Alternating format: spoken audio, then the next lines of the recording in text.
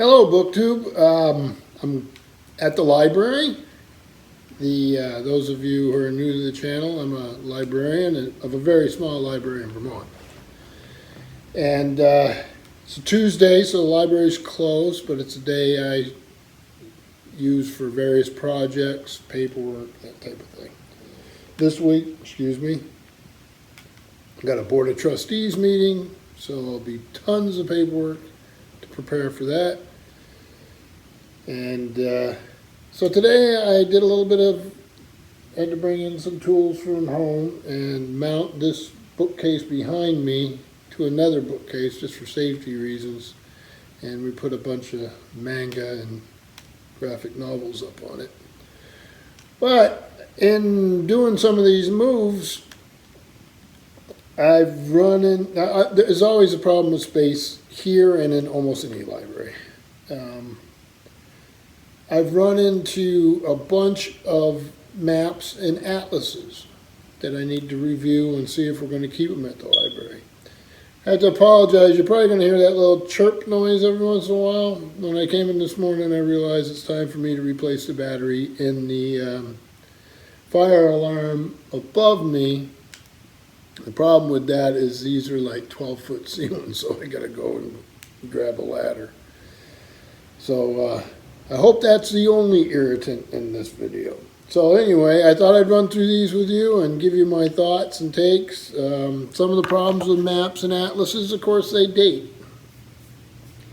A lot of folks use GPS and stuff now when they're driving, those types of things, but a map gives you a broader view and more relationships, right? A map or a chart is basically a map that you work on. So at sea, a navigator would draw their plot lines, that sort of thing. And an atlas obviously is a collection of maps. So some of the ones here, none of these are in the collection. They're just things that have piled up over time, so I wouldn't have to deaccession them. I just have to decide whether they're going to go away. So the first one here is the Hamlin Atlas of World History. Always a sort of nice little thing to have. The history part makes you wonder if it would have dated quite so bad. So this is from what looks like this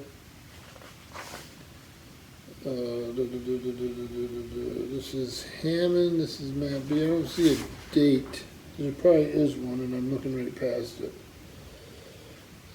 So Hammond maps are quite common. So here's the biblical world, Persian Empire, Roman Empire, and ancient Greece. Hopefully you can see those. It just gives you some of these lines on this sort of thing, like Europeans showing barbaric migrations in the 4th and 5th century. Not all these lines on the map are, of course, exact. When you're looking at these types of things, they're sort of estimated, some of them. Not all of them, but some of them. So as useful and interesting as this, so here's Europe in 1914. A lot of this, it's a thin little book, so it doesn't take up a ton of room. Here's European Theater of War, 39 and forward. Probably will not make the cut. No, probably about it, won't make the cut. This next one's really nice, a little discolored on the top. And this is the Harpers Atlas of the Bible. Let's see. This is Harper & Row Publishers, New York. Edited by James Pritchard. Many of you will know him from what we used to call ANET. Ancient Near Eastern texts related to the Bible, and they usually have a volume that's the text and then photographs. You can still find those around, they're still quite useful. This was 1987. Again, quite a nice book. You got these timelines. Abraham's migration, This tends to have really high quality scholars of the day, but I can tell you that biblical archaeology has seen quite a few advances since 1987, and while this was quite comprehensive at the time, it really doesn't reflect the most up-to-date scholarship. So prepared by an international team of distinguished scholars and experts, which is true, but like I say, so much more information has come out since then. I think I read the other day that the Israeli Antiquities Authority has discovered an entirely new city, pre-biblical city. I don't know the details. So this stuff is constantly changing, so 1987 will probably knock this out of contention. The next thing here, also a little dusty, but quite a beautiful thing, but it does seem to have a wee bit of damage. And that's National Geographic Expedition Atlas. Quite a nice little cover there. Probably had oh yeah, see the damage here? That would probably preclude me from keeping it in the library. It's already damaged. I tend not to put them in. So there you go, Expedition Atlas. The thing is, this is fascinating stuff. Bearers and pith-helmeted participants in the Citrian Central African Expedition 1924 and 1925 posit a waterfall on what was then the Belgian Congo and French Equatorial Africa. So these are explorations of various kinds. They talk about the different expeditions. Very interesting with the maps. This, even though it's somewhat dated, I probably would have kept because it's the story of these various historical expeditions. Here's stuff on the ocean. And that doesn't date. I mean, the expedition's the expedition, right? So, maybe some of the study of the earliest ancestors of humanity, that stuff is probably needs to be updated a bit. But it doesn't change the expeditions. The problem is, in this one, is the damage already done to the volume. When did this come out? 2000. So yeah, I would normally, if it hadn't been damaged, that would have gone in the collection, actually. This next one here is National Geographic United States Atlas for Young Explorers, a complete reference guide to the United States. Quite nice. So this is targeting young folks, trying to give them the information they need.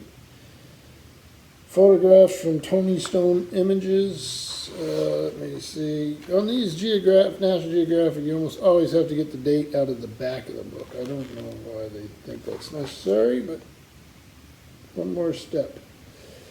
1999. So this thing's 20 years old, but to be honest with you, a lot of this information, well, the state's the same. They show like area, that would stay the same. Population would not.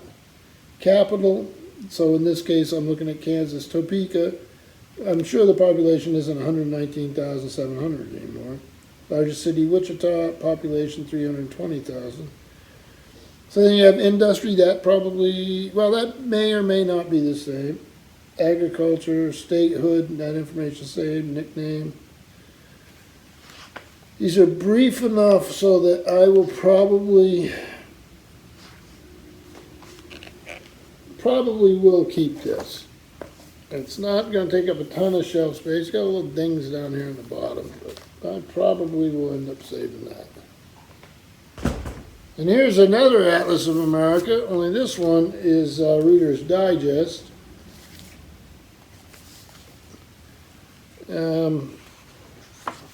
Let's see, Our Nation in Maps, Facts, and Pictures. This one, the date should be in the front here. 1998. These all seem to be hovering right at the turn of the century, don't they? So, weather and climate. So this gives a little better overview of the whole country. America's plant kingdoms. The making of a nation. So, growth of a nation. Let me see what they do by states here.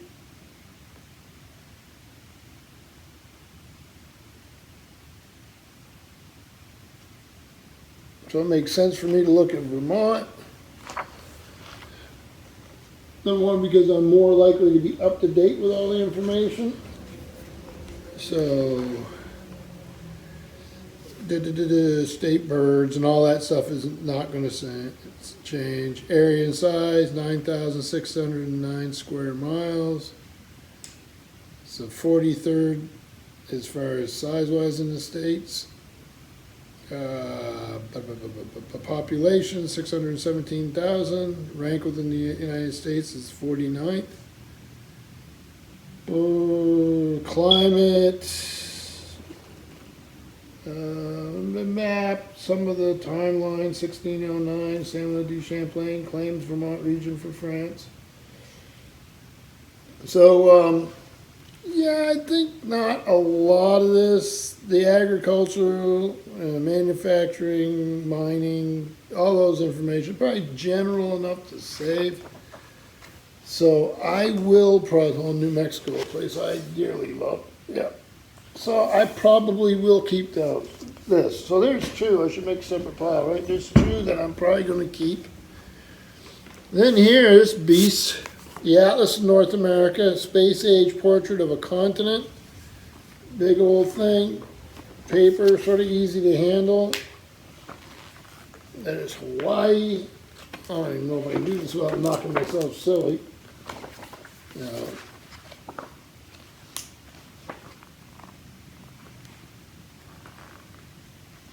Nation's capital. Interesting. I think I will probably keep this. So when did this come out? I'm sure they've done, I would imagine they've done some since then. Of course, you'd have access to, boy, it's hard to figure out a date on this. This thing's huge. It's hard to handle. It's not really hard to handle because, of course, the nice thing about it is soft covered. It makes it a little bit friendlier to, I don't see a date on it. Who knows? So then you get these maps like that. There's New England. Yeah, I think I'll probably keep that one. So that's three we're keeping. This other one almost looks like a companion. What edition was that? That wasn't an edition. This is National Geographic's Atlas of the World. Again, one of these soft-bound things. Well, we do have a date here. I hope. 1989 World Population Data Sheet. That doesn't mean that this came out in 1989.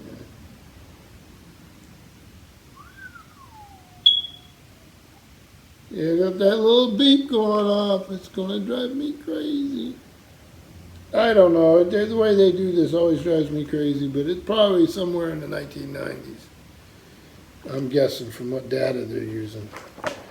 So, like this, you got a nice map of Africa. And you get more into detail.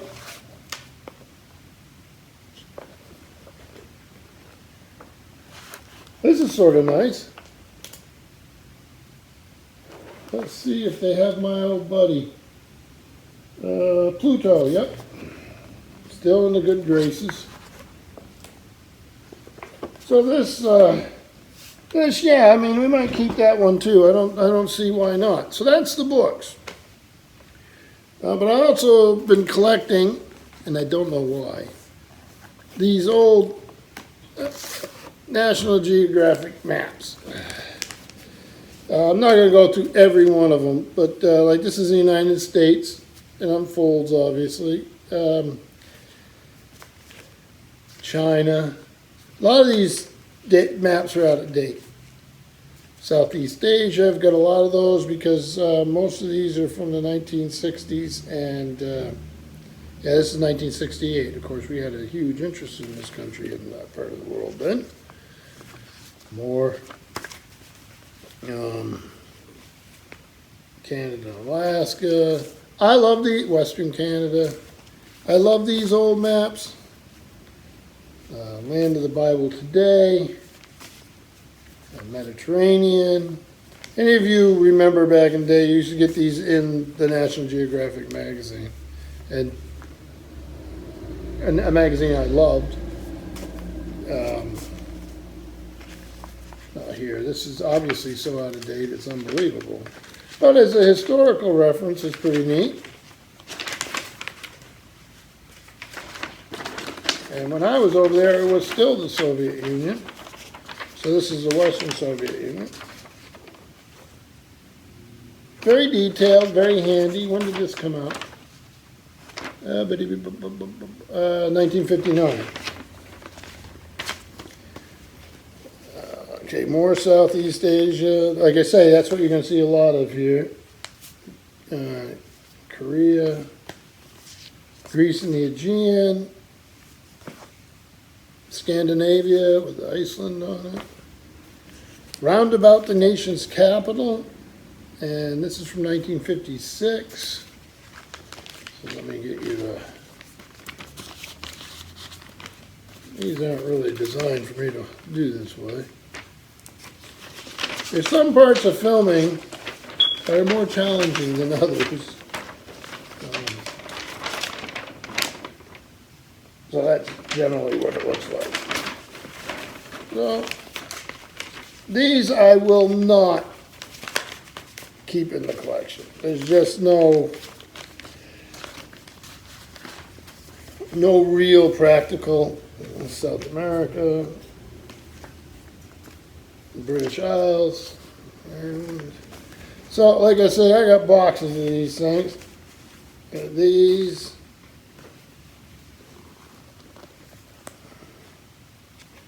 Good. A couple of modern maps here that I will keep. So here's Vietnam again. What's this? Greater New York. So then you got the people of Southeast Asia, Afghanistan,